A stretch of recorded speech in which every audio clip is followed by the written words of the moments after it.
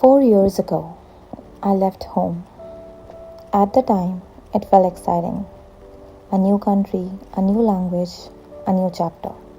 I thought I was prepared for it. After all, I had chosen this path for myself.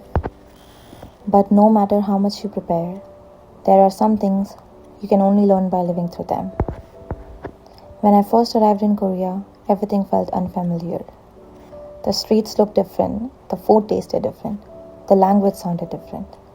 Even the silence felt different. For the first time in my life, I was somewhere where nothing felt naturally mine. And strangely enough, it was the little things I missed the most. The comfort of familiar conversations, the food I grew up eating, knowing exactly where I belonged. Back then, home felt very far away. I remember comparing everything. This isn't how we do it back home. This isn't what I am used to. This doesn't feel right. I spent so much time looking for pieces of home that I didn't realize something else was happening. Slowly, without me even noticing, this place was beginning to make space for me too. Not all at once, just little moments.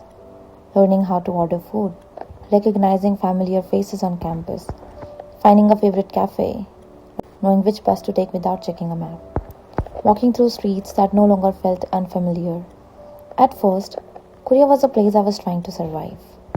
Then it became a place I was learning to live in. And eventually, it became a place where I felt comfortable. Somewhere along the way, I stopped feeling like a visitor. I started building routines, making memories, creating a life. And one day I realized something. I wasn't translating every sign in my head anymore. I wasn't counting the days until I went home. I wasn't constantly comparing everything to where I come from. Because somehow, without realizing it, this place had become another version of home.